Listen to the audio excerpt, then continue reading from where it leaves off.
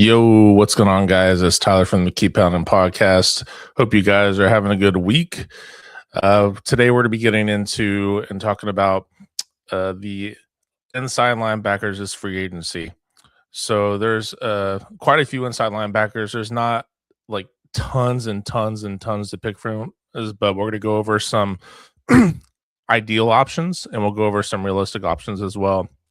But I do think inside linebacker is going to be something that we're going to entertain for sure. I think it's going to be something we need to look at in free agency. We need to get more consistency at that position, specifically coverage. We notice how the inside linebacker position, how they really struggled coverage specifically. You had Christian Roseboom that really struggled early on, covering tight ends, specifically down the field in the middle of the field. He got better as time went on and the season went on, but he was not supposed to start. You had Josie Jewell that had the concussions, and I understand. I mean, we all get that. Somebody that you're going to take your health more important than playing a game. So you had Christian Roseboom that had to play the rest of the year. Trevin Wallace, he was playing a little bit better. He was looking good, but then injuries caught up with him late point of the season. But I feel like linebacker is a major need for this roster. Outside of edge and left tackle, I think inside linebacker is top 3 for sure. But we're going to talk about some guys that we'll talk about scheme fits, name value, which players actually make sense that the Panthers could possibly target. And then you obviously have to factor in the contract. We're going to be, more than likely, in my opinion, we're going to be signing an edge rusher. We're going to be signing a left tackle and then inside linebacker. So I could see, in my opinion, I think edge 1, left tackle 2, and then inside linebacker 3. I do think, in my opinion, depending how the board falls in the draft, that inside linebacker might be something that we will target early in the draft. I think it'll be that or left tackle, depending on how things fall. But obviously, you have to look at Evero's defense. What does Evero like on defense? He likes someone that can stop the run, someone that's good in coverage. Obviously, he runs a heavy cover 3, so a lot of coverage. I'm not too concerned. Obviously, you want a guy that can play man too, but we're looking at guys that do well in the coverage schemes. And again, really good coverage ability. And who's going to be an upgrade for the Panthers? So we'll go into all that, but just a little bit of news until we get into the names here. Tyreek Hill. So Tyreek Hill, he was released by the Dolphins today. It makes sense. I really think this possibly could be it for him. He had I believe he had a torn ACL back earlier this season. But Dolphins retooling, going to be, doing what we did several years ago. Time to work, start things over. So you're going to release some guys that are taking up a lot of cap space that you're just trying to get younger and rebuild. I do think possibly it would make sense. You have him possibly going to the Chiefs. Eric Bieniemy is who was the offensive coordinator for the Chiefs, is now back with them this coming up season. He's going to be the offensive coordinator there for Mahomes.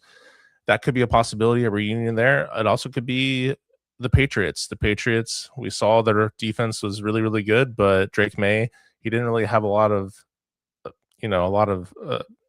people to throw to. He had Stephon Diggs, Henry, but he could use a little bit more.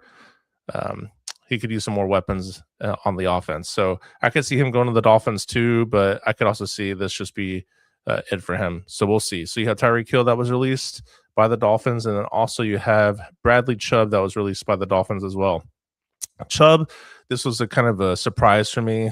I mean, kind of. He's still very, very productive. This guy still had 8.5 sacks last year, played really well, had a couple forced fumbles, a fumble recovery, did really well against playing for a sub-bar team with an offense that was non-existent, and still produced really well. I believe he's only 29 years old, so he's also played under Evero's defense when he was in Denver. It was for a short stint. They did release him, but that wasn't Evero's call. That was the head coach and the GM. So, but he is coverage. His scheme, his skill set matches Evero's scheme. So this is gonna be something that I can see the Panthers taking a look at. This is a very, very, uh, very possible someone that we could target. We'll see, what his market is, but this is somebody that I would be actually really excited about getting a veteran at the edge group. And then opposite of that, you have Nick Scorton, then you have Pat Jones in the depth rotation. You have Princely in the depth rotation. So this could be someone that we could target in free agency. And free agency starts in 3 weeks from today. So 3 weeks from today, or well, 3 weeks from Wednesday. Today you'll see this tomorrow, but March 11th is when free agency starts. So I'm really excited to see what we do, because once we go through free agency, that's going to give a good idea of what the Panthers are going to do in the draft. And then I did cover this last week as well, but I'm starting to see more reports out there about Mike Evans. So he did confirm that he's come back for his 13th season next year. So reportedly by his agent Derek Gilmore via NFL Network, he will be testing free agency. Tampa is still an option for him, but I think he did say he's open to signing elsewhere. He's been with Tampa since 2014. He turns 33 later this year. Before the new season starts, he's a 6-time Pro Bowler. He did have the 11 straight 1,000-yard seasons that ended this past season, where he had a injury, and he was only able to play 8 games that year, or this past season, with 30 catches, just under 360, over 360 yards, 3 touchdowns. So major dip in production, but obviously that's from the injury. But he still is a beast, man. He still has a lot more in the tank. His contract is void after this year, since his contract is void now. Tampa does carry a $13 million dead cap hit going into 2026. But his previous deal, he was averaging just $20.5 million per year, which is already outside the top 20 wide receiver pay of last year.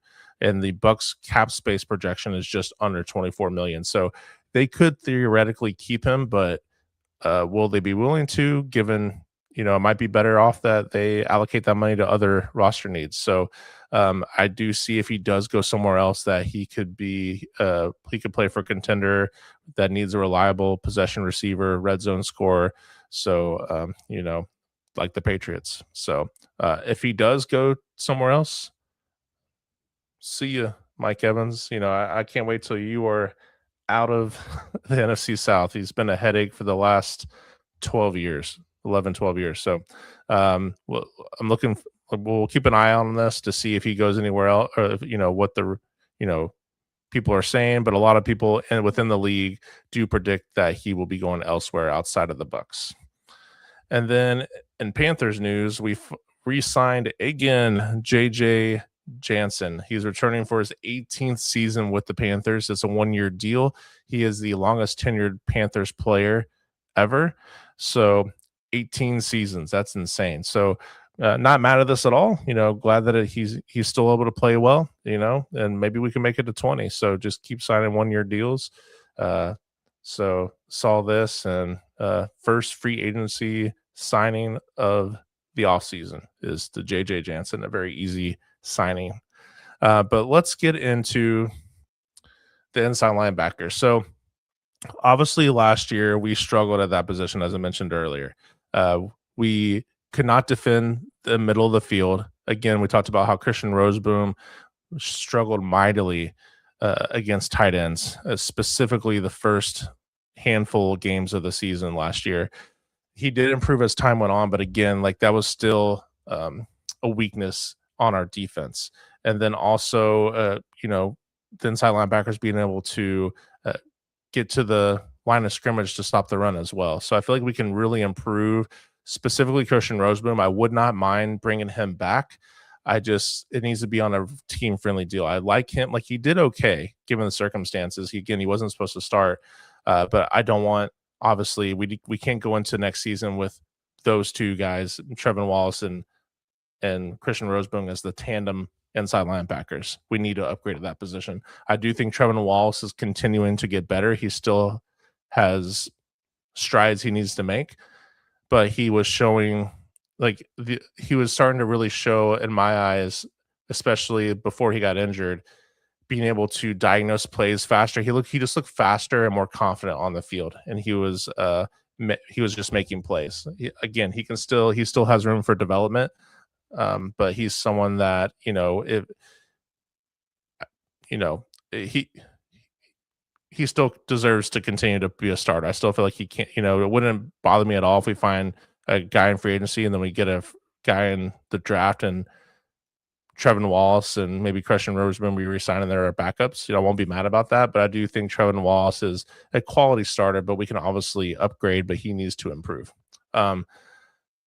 We just need a guy we've always had and been known for inside linebacker quality play.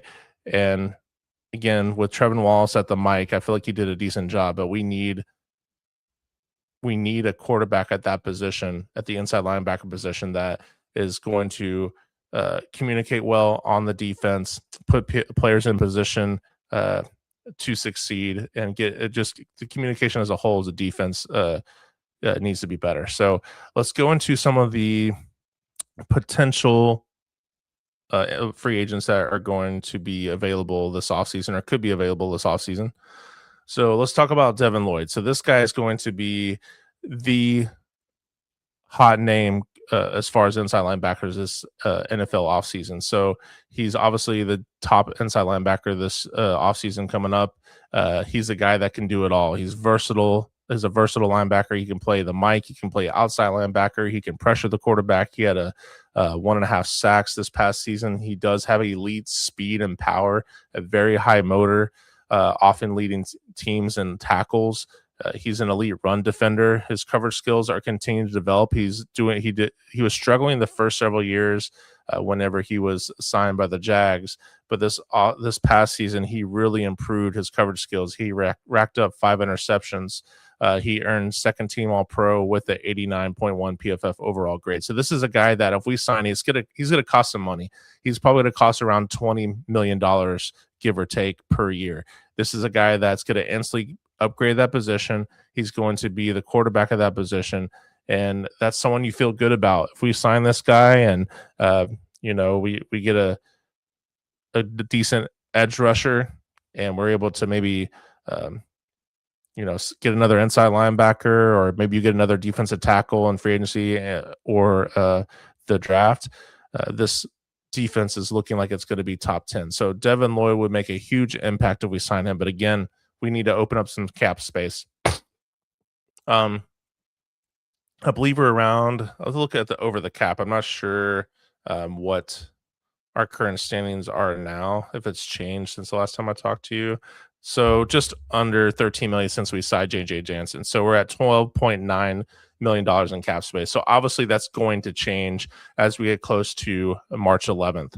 We're probably there's going to be some cap casualties that we talked about previously, like Ashawn Robinson, maybe Tommy Tremble, some other guys. Those are the top 2 that I can think of right now. But we will, we're definitely going to open up some cap space because we got to make a couple of big signings this offseason. So Devin Lloyd is the name that everyone's going to be looking at and hoping that we sign. Again, he's going to cost us just over $20 million per year. So if we're able to sign this guy, I'm really happy. So another guy that could be available for the Panthers is Ernest Jones. So Ernest Jones played linebacker for the Seahawks this past season, Super Bowl champs. He's 26 years old, 6'2", 230 pounds. He was traded to Seattle by the Titans mid-season for a 4th-round pick. So Ernest is an elite run defender. He ranked among one of the best in the league with tackling efficiency, with just 126 tackles this past season. He's really good. Again, stopping the run is his strong suit. He's really good in coverage. He recorded 5 interceptions this past season as well. He's an effective blitzer, able to disrupt plays and rush the passer from the interior. He did have minimal sack production with just 1 sack this past season. But he is a QB of the defense. He's able to dissect plays. He earned second team All Pro as well. But with him, there were some injuries. He had some knee injuries going on.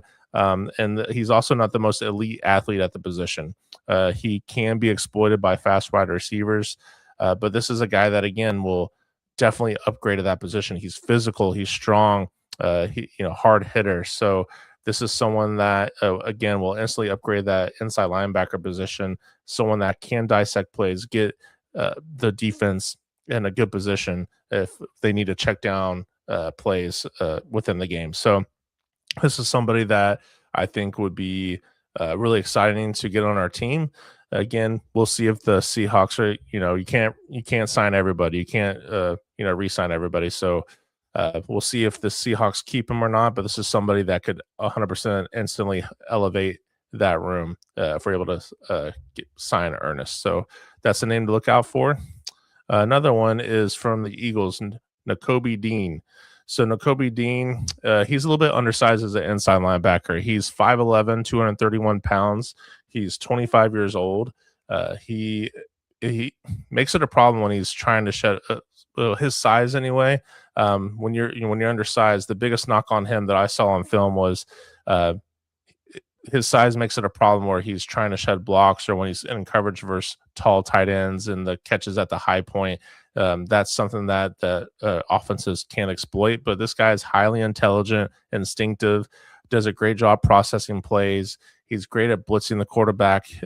He was ranked 6th in the NFL, getting to the quarterback at the inside linebacker position, according to PFF. He has elite speed and good acceleration sideline to sideline. He's also good in coverage, and he's really good at being able to cover running backs and tight ends. So this is someone where I would be, again, really excited about. Again, a little bit undersized, but someone that is smart, able to dissect plays, and that is good in coverage as well as run defense. So inside linebacker is someone that Dan Morgan mentioned previous off seasons ago is someone that he looks for several things. Obviously, being smart, instinctive, good at coverage, good at man coverage, good in zone, being able to blitz. There's a lot of things that an inside linebacker needs to do in order for them to be elite. So these first 3 guys are someone that I'll be really excited about that I think would elevate our team. Another player that could be there in free agency this year is Devin Bush. So Devin Bush, he played for the Browns this past season. This guy, again, a little undersized at 5'11", 234 pounds. He's 27 years old. PFF ranked him 4th in the NFL out of this past season at inside linebacker. He's very athletic. He's rangy with great speed, excellent sideline to sideline range. He's not bad in coverage and blitzing, but there's still untapped potential there. He can still develop and get better from a coverage and a blitzing standpoint. The run game can struggle a little bit due to a small frame, but this is someone that, again, is better than Christian Roseboom, better than Trevin Wallace, but again, he's not.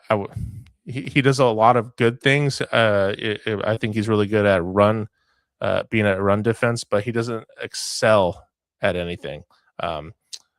As far as like Devin Lloyd and Ernest Jones, I feel like those are a little bit better than Devin Bush, but Devin Bush definitely upgrades this position. He's gotten at the quarterback several times, 10 sacks this last couple of seasons.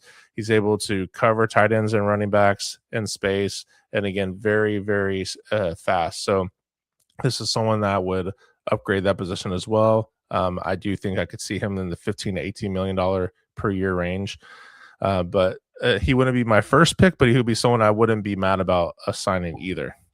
Now, there's one guy that I actually liked. His name is Leo Chanel. So Leo played for the Chiefs this past season. This guy, still young, still developing, but very, very solid linebacker. He's 25. He's 6'3", 250 pounds. He was drafted back in 2022 by the Chiefs. He plays physical. He's a downhill linebacker who played under Steve Spagnuolo. Yeah, he isn't a high stat producer, but he consistently impacts games as a run defender, and he's a core special teamer. He is a classic box linebacker built to play near the line of scrimmage. The Chiefs used him in multiple ways. Inside linebacker on early downs. They used him as a situational blitzer off the edge. He was a goal line defender and a heavy special teams contributor. He played roughly 70% of the snaps this past season. He plays an old school attacking style type of defense. He's a tone setter. He's really good at the run. He racked up a 76.2 PFF run defensive grade. He's really good and strong at shedding blocks and filling gaps. This is just a guy who just watching him on film and just studying him. He kind of fits the uh, Ejiro Evero mold as far as what he looks in players. He's just not like someone that jumps off at film, but someone I think that would be not overly expensive, but someone that I think would definitely upgrade that position. And he still hasn't reached his ceiling. But this is a guy that consistently limits short yardage runs and interior rushing lanes. He's very physical, powerful at the point of attack. He's explosive, heavy tackler who can take on linemen and fullbacks. He just brings a physical presence defenses really like in goal line and power situations. And again, he's versatile. The Chiefs use him a lot of different ways. He's an early down linebacker. They use him in pressure packages, short yardage situations. He's a very smart football player. He can diagnose blocking schemes really well. He's disciplined and run fits. Plays with a high motor, and a lot of the coaches and his teammates really like him. He's very quick as well. He runs a 4.5 340 for his size. That's insane.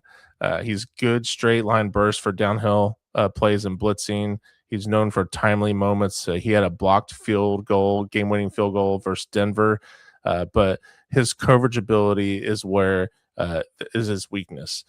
He's functional in zone, but struggles in man coverage. And again, like if you can be decent in zone, because that's what we're going to play. If you can be decent in zone, that's okay. If you're not the best at man. We need you to be good at zone, and that matches Evero's scheme. He can't reliably match running backs or tight ends in space well, but he's decent. His average change. I would say he's average at change of direction.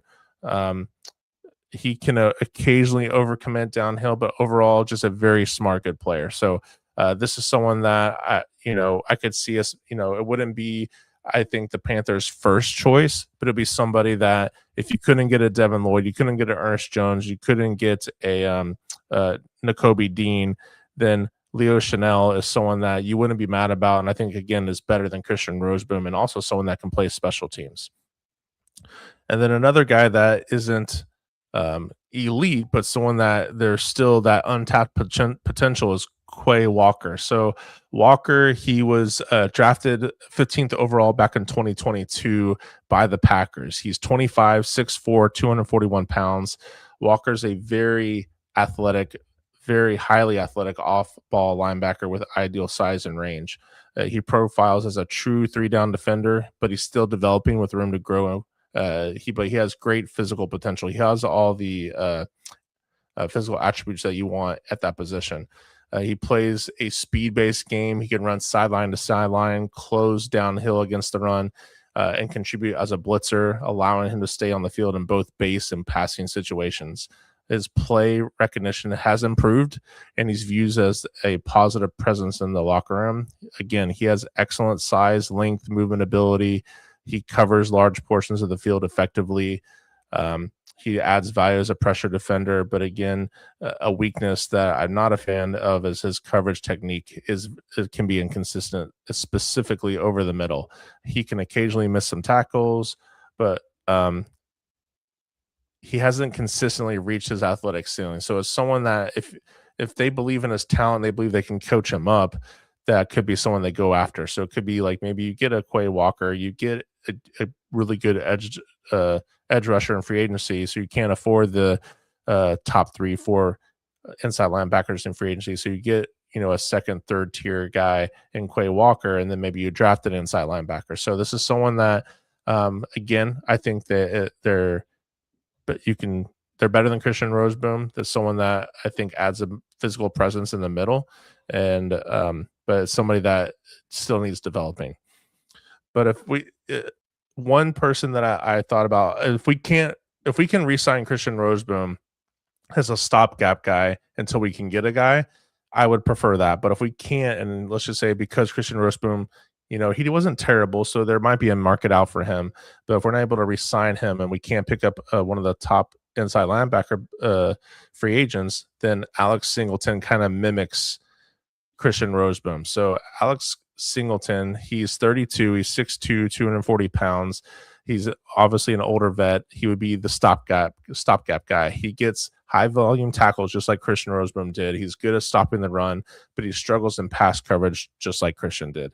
He's allowed a higher passer rating when targeted and was part of a defense that struggled against tight ends just like we did. So this guy is just like the same but older Christian Roseboom. So he as far as him being available, there hasn't really been any injuries that he's had except back in 2024 where he tore his ACL. But again, he's just an older Christian Roseboom. So if we cannot get a decent inside linebacker in free agency and we can't re-sign Christian Roseboom, this would be somebody that I wouldn't be too happy about us signing, but it's someone that we possibly could sign if we just couldn't get anybody else to commit to play for the Panthers at inside linebacker. This is someone, if we did sign them, I could see us drafting an inside linebacker and then Alex being a backup. So those are there's a tons of different free agents out there. Second here. There's tons of different free agents out there, but those are the guys that I feel like realistically that could possibly help us at that position. I do think that, again, I think edge rusher and left tackle are going to be the primary positions that we target in free agency, because at left tackle you can't keep. I think you re-sign Josh Nijman, but I don't think you can really rely on him game after game until Icky can come back, and who knows if he comes back next season. If he does, it's going to be at the very best at the midway point of the season, but most probable going to be late. So, we can't go a whole season not addressing Bryce's blind side. So I think edge rusher and left tackle are going to be